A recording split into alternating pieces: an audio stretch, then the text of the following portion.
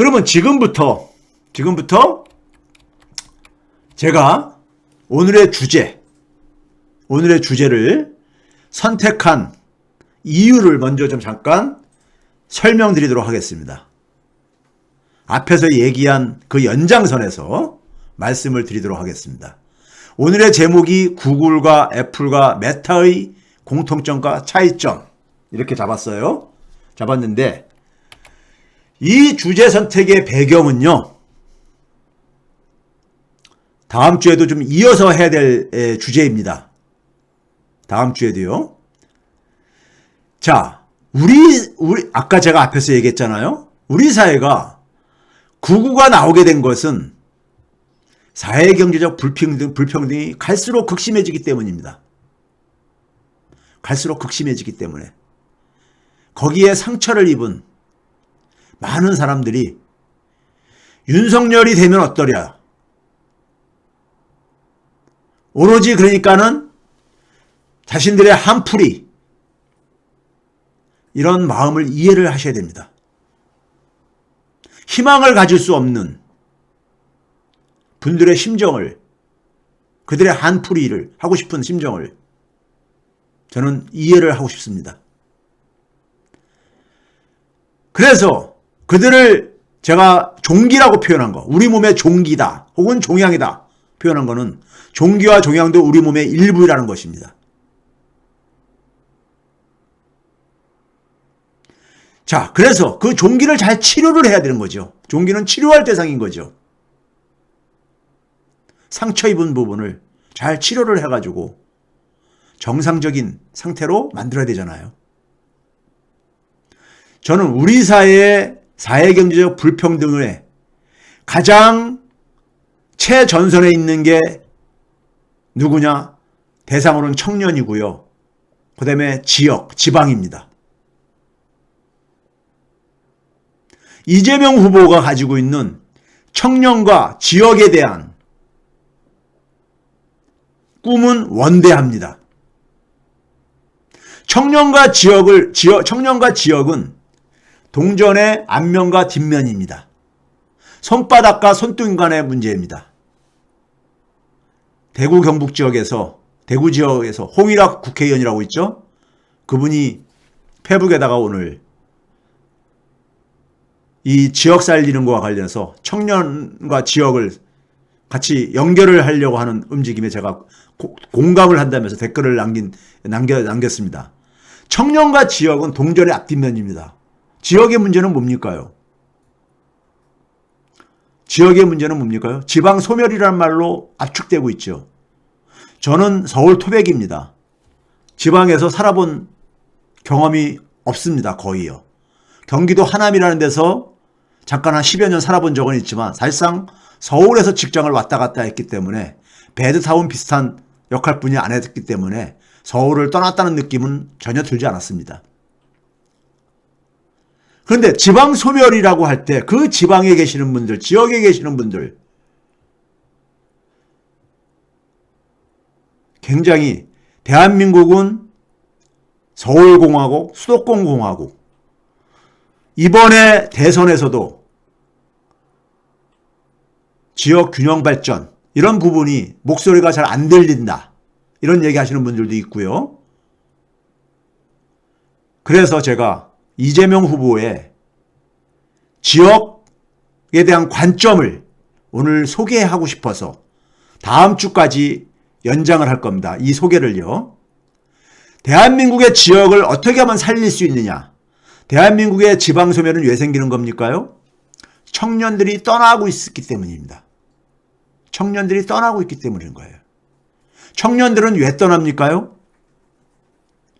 지방에서 자신들에게 기회가 별로 없다고 생각하기 때문입니다. 지방은 우리의 전통적인 자산의 기본적인 공간이죠. 지방은 그 물려받은 유산, 20세기의 유산을 21세기화 시켜야 되는 과제를 안고 있습니다. 그것이 바로 청년이 지역으로, 지방으로 돌아오게 하는 길이고요.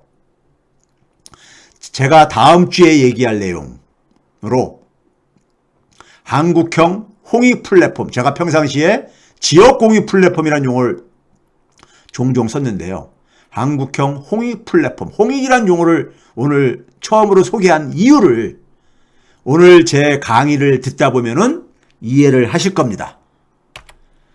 자, 먼저 최근에 지금 상황을 우리가 인식할 필요가 있습니다. 깊게 얘기하지는 못하겠습니다. 오늘 주제에 좀 집중하기 위해서는요.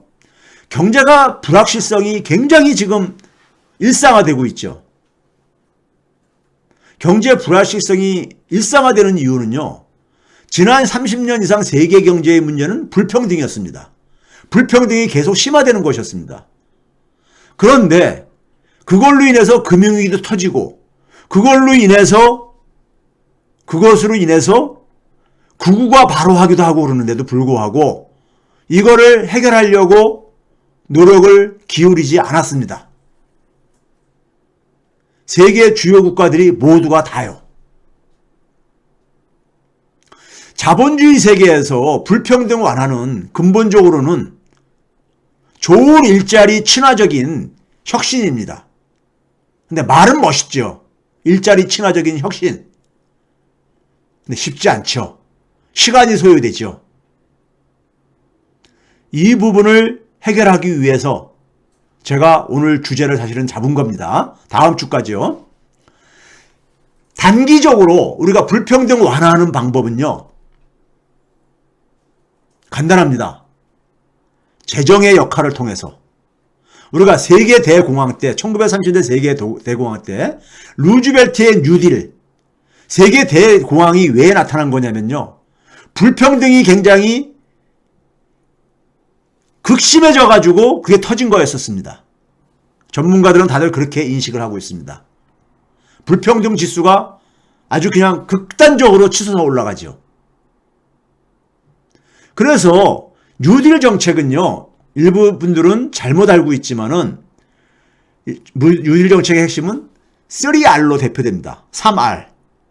첫 번째 R이 릴리프, 구제죠. 구제. 당시에 그러니까 미국만 하더라도 4명 중에 1명이 실업자가 될 정도로 많은 사람들이 빈민의 생존의 위기에 내몰리게 되죠. 그러니까 일단 생존을 일단 지원을 해줘야 될 게 아닙니까? 그게 구제였습니다. 두 번째는 뭐냐면은 근본 원인을 치유할 게 아니겠습니까? 근본 원인은 뭐겠어요? 불평등을 그러니까 제도적으로 완화시켜야 되는 거죠. 다시는 이 불평등이 그러니까는 이런 엄청난 그러니까 우리가 금융위기, 은행위기라든가 이런 경기 침체를 야기하지 않도록이요. 그래서 내건 게 뭡니까? 리폼입니다. 개혁이죠. 미국의 20세기의 미국의 주요 시스템들, 복지 시스템, 노사관계 시스템, 모든 게 다 이때 만들어집니다. 최저임금 이때 도입됐죠. 소위 사회보장 시스템 이때 도입되어졌죠. 사용자, 기업주로 하여금 노조와 그러니까는 협상하는 것을 제도적으로 의무화시키죠. 그래야지만이 소위 저임금 계층들의 임금을 인상시킬 수가 있으니까는 협상력을 높여야지만이. 하여간 그런 숱한 사회개혁, 불평등을 완화하기 위해서 제도 개혁을 초점에 있었던 겁니다. 리폼. 그 다음에 마지막 R, 리커버리. 회복이죠. 즉 그런 개혁을 통해서 시스템과 제도의 개혁을 통해서 경기를 회복시키겠다는 거죠. 당시에 그 개혁 중에 대표적인 또 하나가 뭐였냐면 금융개혁이었었죠. 금융자본들, 은행과 금융자본들의 탐욕으로 인해 가지고 은행이 수천 개가 파산하고 하는 이런 사태가 되풀이되지 않기 위해서 금융에 대해서 완전히 고삐를 조이지요. 그 결과 미국은 1970년대까지 은행 위기가 급격하게 감소하죠. 잠재워지죠. 그런데 그 당시에 그걸 하기 위해서 결국은 누가 한 겁니까요? 선출 권력이 활동하는 재정의 영역, 재정을 가지고 한 것이죠. 그 단기적으로 불평등 완화는요, 제가 평상시에 그러잖아요. 재정과 금융은 같은 문제이다. 돈을 배분하는 영역이다. 금융은 민간 영역에서 돈을 배분하는 영역이고, 재정은 공공 영역에서 돈을 배분하는 일이다. 그렇잖아요? 재정을 그러니까는 경제적 취약층들한테 배분을 강화할 수밖에 없습니다. 불평등 완화하기 위해서는요.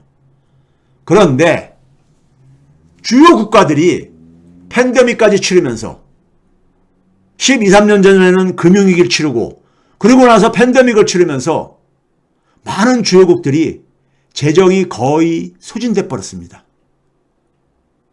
재정 자원을 동원할 여력이 없어요. 불평등을 완화할 여력이 별로 없다 이겁니다. 그럼 재정 여력을 늘리기 위해서는 세금을 더 거둘 수밖에 없어요. 누구한테? 고소득자, 고액자산가한테. 그런데 이들이 희생을 감수할 가능성은 굉장히 희박합니다. 제가 그랬잖아요. 80년대 이후에 고소득자, 고액자산가는 금융자본을 통해서 금융자본가들이 차지하면서 금융자본은 산업자본보다 훨씬 더 탐욕적이다. 이런 얘기를 했잖아요. 이들은 사회적 책임에 대한 책임감이 굉장히 약합니다. 그러면 재정 동원할 여력이 없는 상황 속에서 더군다나 미국은 혁신이 거의 중단된 상태입니다. 그러면서 중국은 턱밑같이 쫓아오고 있고 중국을 WTO에 가입시킬 때 목적은 뭐였습니까요? 중국과 중국 문화를 더 미국적으로 만들려고 했던 겁니다. 예? 미국 밑에 편입시키려고 했던 거죠. 미국 체제 속에. 그런데 중국은 자신들을 미국적으로 만들려는 시도를 절대 수용할 수 없다고 하는 입장이잖아요. 그 결과 미국과 중국 간에 균열이 생기고 있죠. 소위 디커플링, 탈동조화가 진행되고 있죠.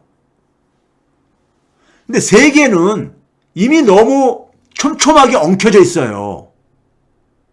엉켜져 있는데 세계 양대 주요 국가가 서로가 따로따로 놀겠다고 균열을 하게 되면요. 많은 비용이 수반될 수밖에 없습니다. 그 많은 비용이 일종의 자해행위로 지금 돌아오고 있습니다.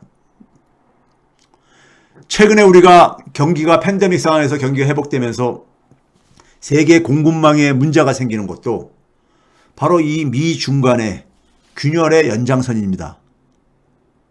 연장선이에요. 지금 우리가 경제학에서는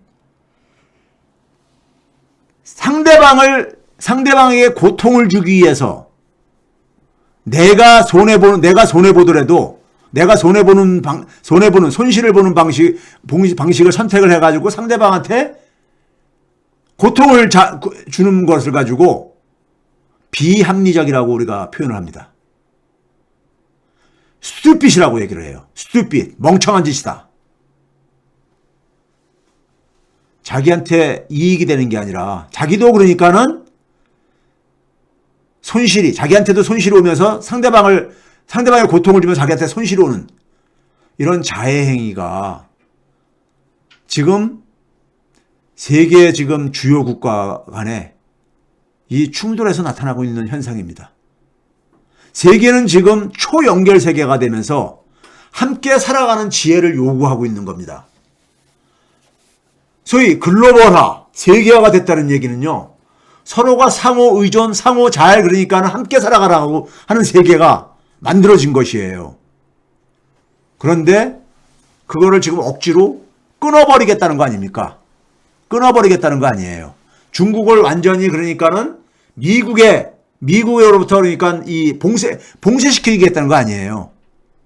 그럼 한국이 가야 할 길은 무엇인가?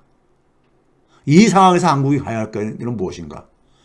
저는 문화 강국으로 가야 되는 겁니다. 문화 강국, 문화가 키워드인 나라로 진화를 해야 됩니다. 그게 살 길입니다. 오늘 강의에서 제가 그 이유를 말씀드리도록 하겠습니다. 청년과 지역은 같은 문제예요. 제가 다음 주에 소개할 한국형 홍익 플랫폼 문제를 여기 지금 소개한 글을 다음 주에 제가 구체적으로 설명을 드릴 겁니다. 배경이 너무, 오늘 주제를 선택한 배경이 너무 길었는데요. 오늘 제가 소개하는 구글, 애플, 메타 공통점과 차이점에서 우리가 어디를 향해서 가야 되는지, 그리고 우리가 미국을 넘어서 어디로 가야 되는지를 보여드리기 위한 겁니다.